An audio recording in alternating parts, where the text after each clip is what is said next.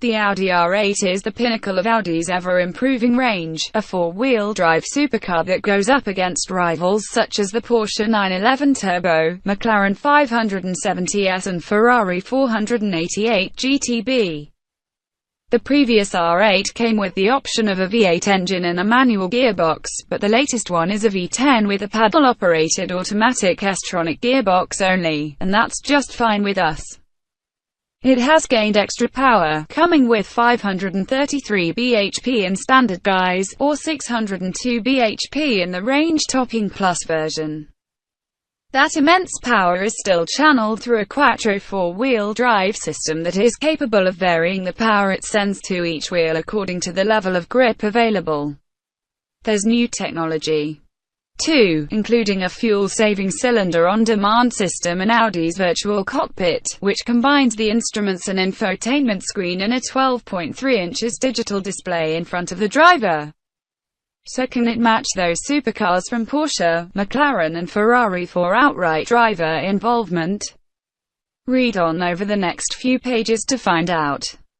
Driving. Select Drive from the standard-looking Audi gear selector and dab the accelerator and you'll find there's nothing savage about the response. The R8 gets away smoothly and pulls effortlessly from just 1,000 revolutions per minute. Whether you use the automatic mode or manually flick the steering wheel-mounted paddles, the gear changes are nearly imperceptible. Even the R8's progress over UK roads on standard passive dampers is very composed. You get a fair amount of bobbing and bucking typical of a very stiff-bodied and short-sprung sports car, but the damping keeps things from getting crashy. The optional adaptive dampers do improve things, making it even softer in the comfort setting, but would say that most will be more than happy with a standard setup. You can also add variable ratio steering, which makes the steering react faster to inputs at higher speeds. However, the standard steering feels more intuitive and enjoyable. When you do want to test the handling a bit, the R8 responds well. It's not quite as pin-sharp and keyed into the driver as a McLaren 570S or Ferrari 488, but it turns in with breathtaking immediacy and grips ferociously. That's down to that four-wheel drive system, which also means you can enjoy the car with relative ease even in poor conditions. However, while the handling is a notch towards safe rather than dramatic compared with some rivals, the engine is a fascination of noise and visceral performance that beats the competition hands down, bar the Lamborghini Huracan, which uses the same engine. Switch it to dynamic mode and the V10 rips through the rev range without the turbo lag you get in most rivals. The response is immediate and the acceleration ferocious.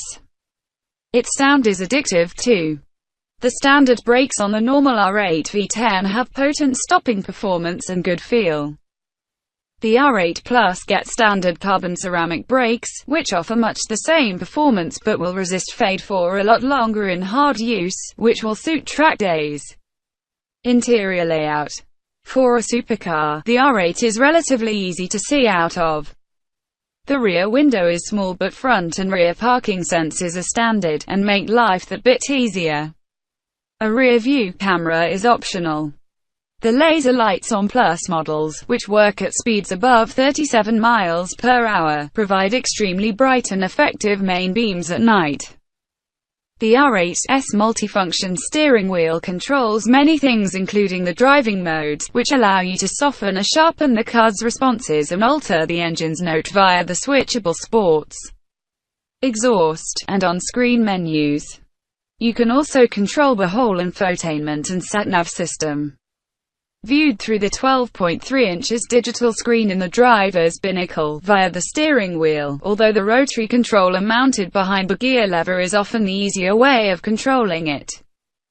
Otherwise the aircon controls are logical and the dash is generally easy to use, and it feels exquisitely finished and well put together, albeit not as flamboyant in design as some rivals. The standard seats are quite firm but offer good support and a wide breadth of adjustment that should suit almost any shape of driver. The Plus comes with heavily bolstered bucket seats with a fixed backrest, but that doesn't stop them feeling comfortable.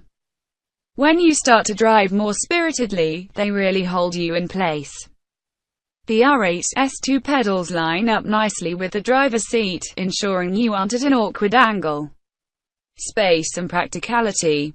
There's plenty of headroom, and the legroom is decent, too, but if you're really tall then the R911 Turbo offers that bit more room to stretch out. The steering wheel is fully adjustable, but again, just misses out on the range that some rivals offer. Odds and sods storage space is not bad. You get shallow door pockets that'll take a small bottle of water. A glove box that's big enough for that jar of coffee you've dashed into the supermarket to pick up, while your takeaway latte will sit in one of the 2 cup holders. In the nose of the car there's a small boot capable of swallowing a couple of overnight bags or a carry-on travel case. There's no luggage space at the back of the car, since that's entirely taken up with a mid-mounted 5.2 V10 engine, but a shelf behind the rear seats is big enough to fit a mid-sized suitcase if you need extra stowage space. Likely to be one of the only annoying aspects of R8 ownership are the very long doors, which have a sharp point at the end and make it very difficult to get in and out of the car in tight spaces. Still, these observations and limitations are all par for the course on a supercar, so while a Porsche 911 is substantially more practical, the R8 remains one of the most usable cars in the supercar class. Cost and verdict. Compared with supercars such as the Ferrari 488 GTB and the Lamborghini Huracan, the R8 looks good value, but it still costs considerably more than many of its main rivals, including most versions of the Porsche 911. With a fire-breathing 5.2-litre V10 engine, it's obviously not going to be cheap to run, either, and insurance, servicing costs, fuel consumption and road tax will all be extremely high. The R8 has good residual values, though, so if you're planning on selling on in a few years it should still be worth a good amount, or if you want to finance one, the monthly payment will be high but competitive. On the flip side, the R8 comes with lots of standard equipment. Highlights include 19 inches alloy wheels, automatic LED headlights, heated leather sports seats, climate control, a multi-function steering wheel, sat-nav, Bluetooth, a DAB radio, front and rear parking sensors, and keyless entry and start. Plus models bring more power, but also a different alloy wheel design, high beam assist, carbon fiber accents outside, carbon ceramic brakes, bucket seats in a finer leather and a different sports steering wheel. A rear parking camera and cruise control are likely to be popular options on both, but otherwise even the bright metallic paint colors are included. While even the Plus looks good value given its equipment and performance, would stick to the base model, which is even better value and is just as fun on the road.